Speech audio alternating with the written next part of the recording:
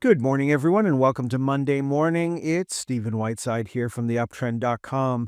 In the pre-market this morning, stock index futures are currently above fair value. They're not going to undo what happened on Friday, but they're taking a shot at it. So Monday might turn out to be an inside day. Now, while we've got stock index futures pointing higher in the pre-market, we do have commodities trading lower, so that could put some pressure on the TSX. We've got gold down $15 while crude oil is down $1 in the pre-market. Now, there's a lot of numbers coming out this week. Nothing on Monday morning. We do have Thursday is a holiday. So the U.S. markets will be closed on Thursday. Canadian markets will be open. Now, Friday, we saw a huge move up in the price of crude oil. We also saw a spike in the VIX. Both of those could be negative for stocks going forward. We did see a new daily sell signal in the Dow and a lot of symbols on Friday. What we didn't see a sell signal in was the S&P 500, the NASDAQ 100, the TSX 60, or the TSX itself. So those held up fairly well on Friday. So we're not seeing any follow through on Monday that would caused me to think that we're going to end the day on sell signals for those major index ETFs.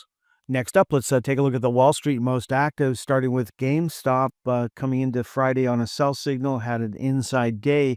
If we go back in time, you can see that 28.13, 25, 21.88, those were the targets to the downside, and we settled on the 21.88 level. If that breaks, then 1875 is our next target to the downside. No change for NVIDIA, looking for a close on Monday below $139.54 on our way to 150. No change in trend for Tesla, looking for a close on Monday above $333.24 to give us a buy signal. Looking at Rigetti, we're still on a sell signal here, no change in trend. Looking at Intel traded down to the lower channel line, looking for a close below $20.11. We closed at $20.14, so not enough to give us a sell signal. There's a SoFi trading down. We're looking for a close on Monday below $13.81. Then looking at Ford possibly putting in a lower high there. Looking for a close below $10.27 on Monday. There's a new high for Baytech for this particular move. We got up to the 215 level. 234 would be our next target to the upside. That would take us back up to the March highs. Then we've got Applied Digital trading down to the lower channel line on Friday, looking for a close below 1096. We closed at 1118, so not enough to give us a sell signal there.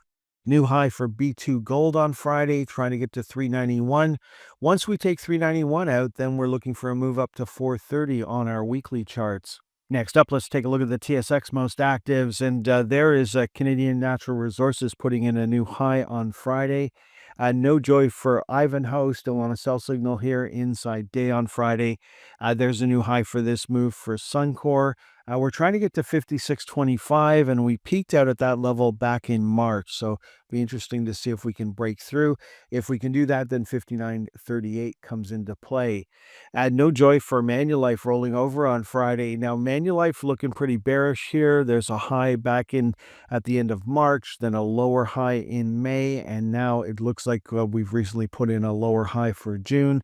It'll be interesting to see if we can take out the low from here back in May. If we do that, then we need to look down to the 40.63 level. And if you look over here to the left, there's an open gap from back in April. So that could certainly be a target for Manulife.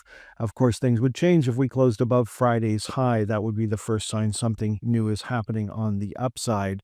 Looking at Cenovus, a new high for this move for Cenovus, new high for this move for Whitecap.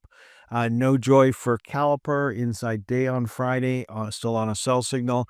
Then we've got Enbridge still on a sell signal here. Things would change on Monday with a close above 63.81.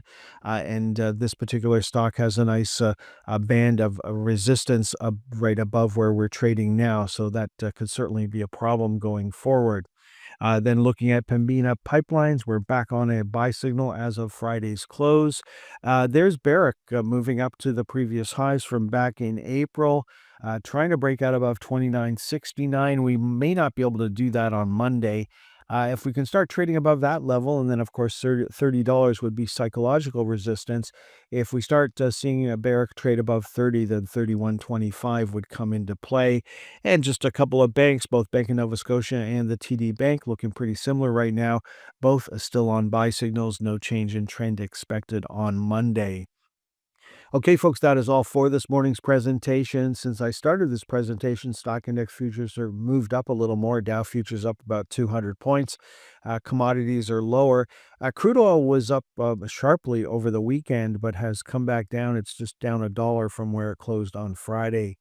Enjoy the rest of your day. Next time you'll hear my voice is on Tuesday morning. Thanks for tuning in until the very end of today's stock market timing educational video. If you found the content valuable, don't forget to express your support by hitting the like button, leave a comment, sharing with your friends, and subscribing to our channel for more insightful updates. Remember, in the world of stocks, timing is crucial, and following the trend can be your greatest ally.